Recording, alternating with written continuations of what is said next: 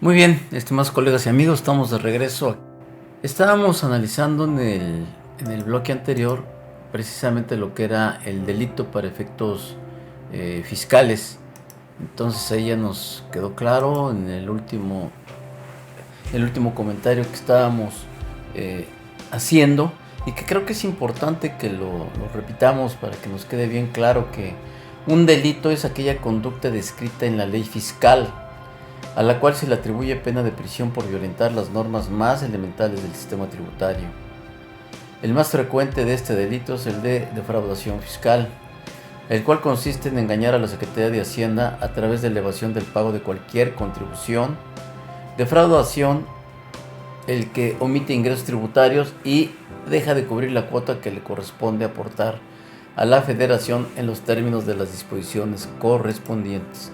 Entonces, aquí solo para aclarar y dejar de una mejor manera explicado este punto, pues sabemos cómo deben de pagarse los impuestos. La mecánica nos las establece la ley del impuesto sobre la renta. El código fiscal nos lleva a la ley del impuesto sobre la renta de cómo se hacen estos cálculos. Sabemos cuáles son las deducciones, cómo se deben de realizar esas deducciones con pago en cheque,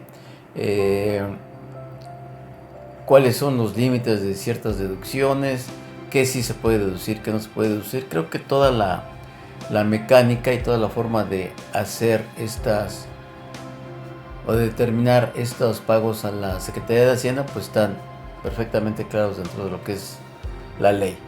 Y de acuerdo con este último comentario, si ustedes no siguen o no seguimos las disposiciones, pues estaremos incurriendo en alguna falta, en algún delito.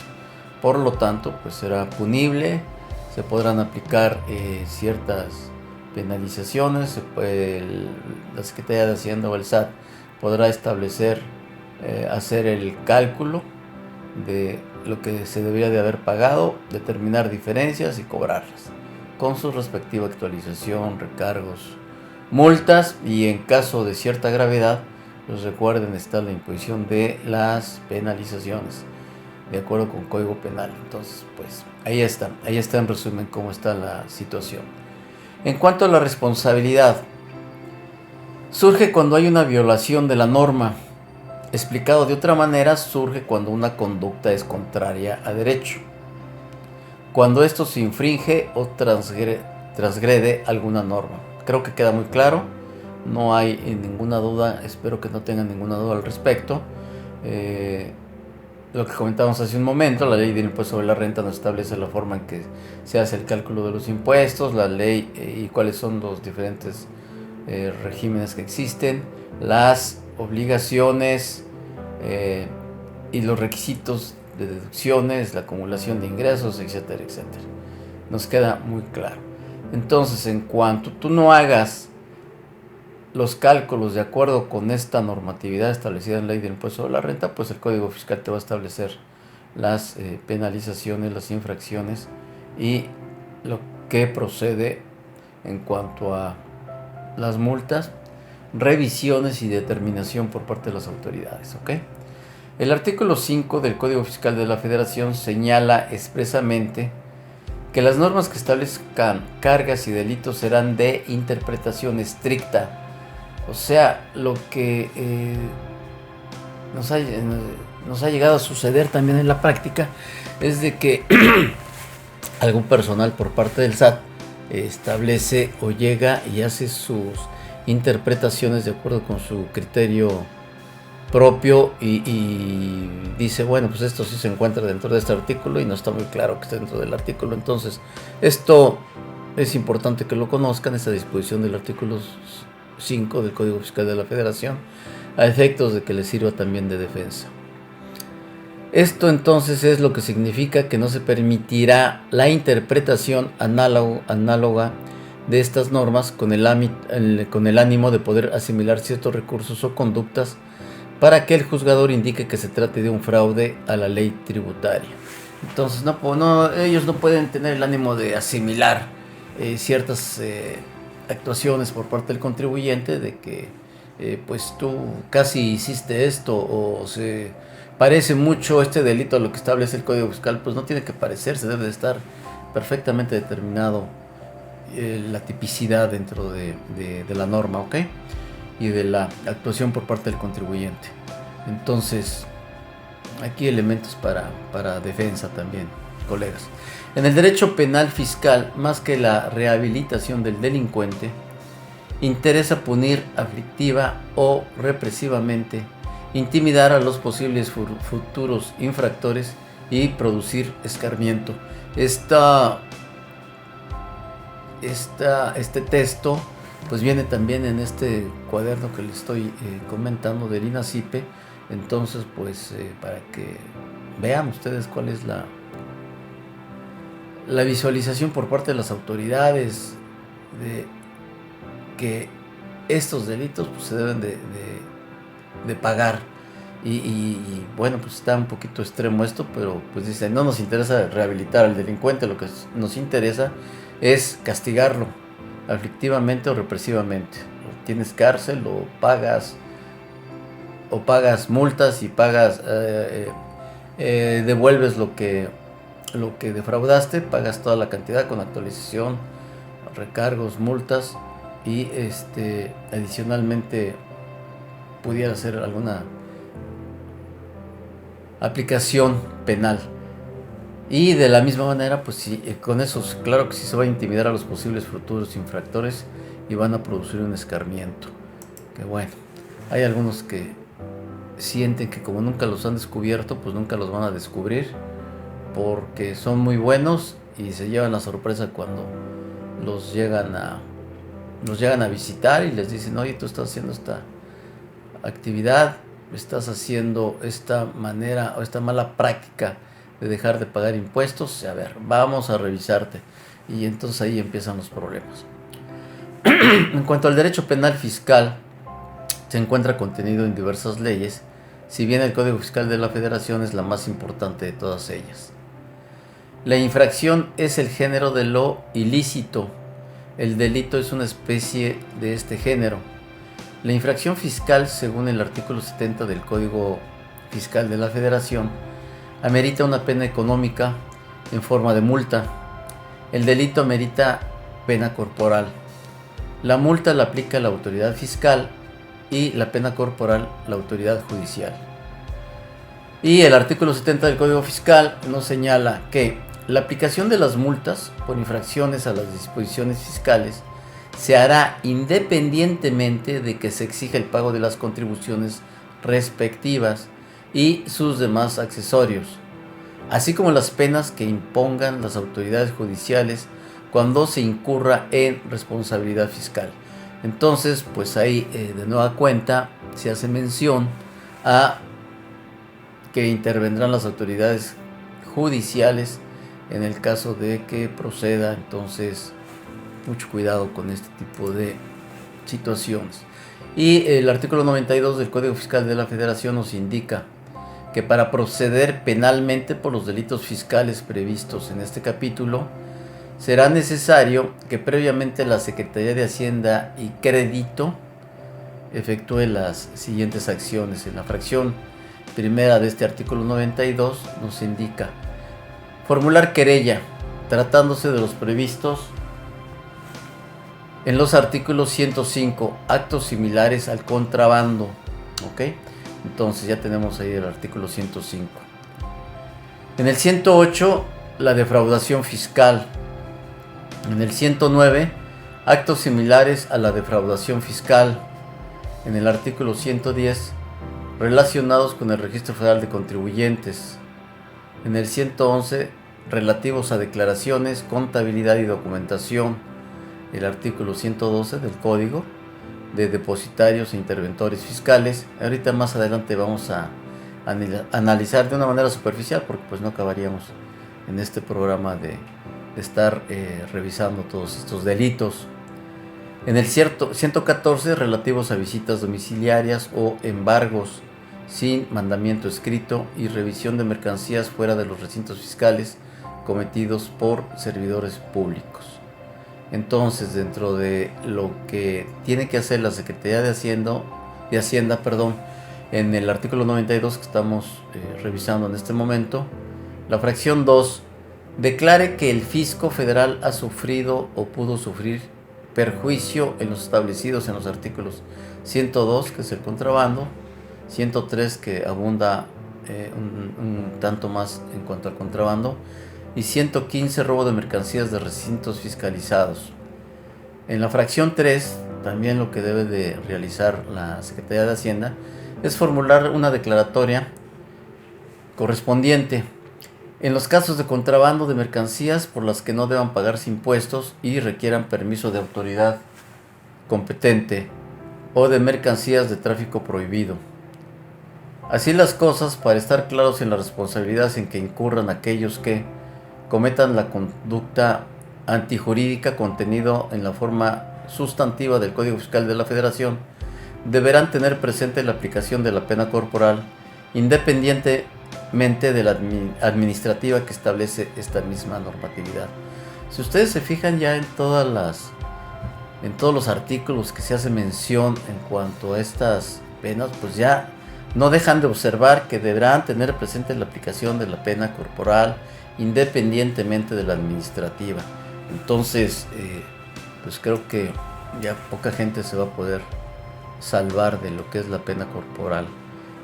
Hay alguna disposición ahí establecida en el Código Fiscal que si te puedes rebajar esta pena cuando tú te prestas a darle toda la información a la autoridad de quién es la cabeza de esa defraudación y el que obtuvo los beneficios.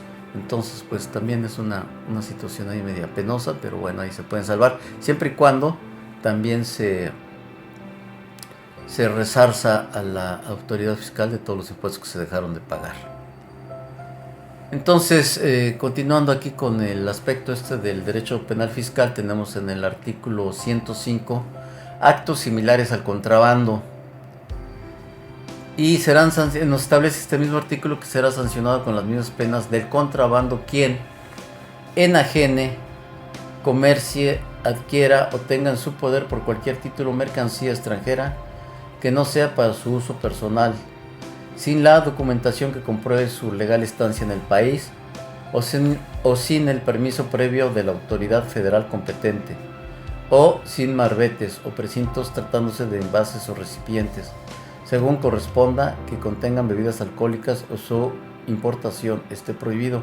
Bueno, pues aquí tenemos la situación de que vemos muchos negocios que están en la calle, de esos puestos de los mercaditos que se ponen cada determinado día, en donde venden una serie de mercancía extranjera. Pues no les puede caer de extraño que en cualquier momento se apersone personal del SAT y haga la revisión de estos artículos. Lo que vemos es mucha ropa y a lo mejor en algunos casos algunos artículos de importación, y si no tienes la factura para comprobar la legal estancia de esa mercancía, o que la importaste o que la compraste en un negocio y por el cual tú debes de tener la factura, pues entonces pues ahí se vendrán los problemas, ¿ok? En cuanto al artículo 105, actos similares al contrabando, tenemos el que tenga mercancías extranjeras de tráfico prohibido. Bueno, tú tienes mercancía y vas a querer argumentar, es que yo se la compré a determinado negocio y pues ellos me dijeron que estaba legalmente en el país esa mercancía, ya estaban pagados todos los aranceles y se hizo la importación como debió ser. Bueno, pues pues tienes la factura, la salvaste, ya se irán ellos con esta empresa y revisarán si efectivamente se hicieron los pagos de los aranceles aplicables. Entonces, si tienes mercancía extranjera, pues mucho cuidado, hay que revisar que tenga legal estancia dentro del país. En la fracción quinta, aquí nada más elegimos las fracciones del artículo 105 que creíamos que eran importantes para nuestra actividad como contadores públicos. El que en su carácter de funcionario o empleado público de la Federación de los estados, del Distrito Federal o de municipios, autorice la internación de algún vehículo, proporcione documentos o placas para su circulación, otorgue matrícula o abanderamiento, cuando la importación del propio vehículo se haya efectuado sin el permiso previo de la autoridad federal competente o de cualquier manera ayude o fomente la introducción al país o extracción de él de mercancías de comercio exterior en cualquiera de los supuestos previstos en el artículo 102, fracciones 1 a 3 de ese código, y quien omita o impida realizar el reconocimiento de las mercancías. Lo anterior será aplicable en lo conducente a los dictaminadores aduaneros previstos en la ley aduanera. Esto también conlleva lo que me interesa ver en esta fracción sexta: el que importe vehículos en franquicia destinados a permanecer definitivamente en franja o región fronteriza del país o internen temporalmente dichos vehículos al resto del país, sin tener su residencia en dicha franja o región o sin cumplir los requisitos que se establezcan en los decretos que autorizan las importaciones referidas, o importen temporalmente vehículos sin tener alguna de las calidades migratorias señaladas en el inciso A de la fracción cuarta del 106 de la ley aduanera, o faciliten su uso a terceros no autorizados. Bueno, estamos analizando que en franja fronteriza, creo que son 20 kilómetros, te dan la oportunidad de poder comprar y poder circular con un vehículo usado del vecino país, y nada más vas a poder circular en esos 20 kilómetros. Si tú sales de esa distancia, pues te van a poder quitar el automóvil. Entonces, pues ahí hay otro punto que hay que cuidar. Omitir llevar a cabo el retorno al extranjero de los vehículos importados temporalmente y el retorno a la franja o región fronteriza en las internaciones temporales de vehículos.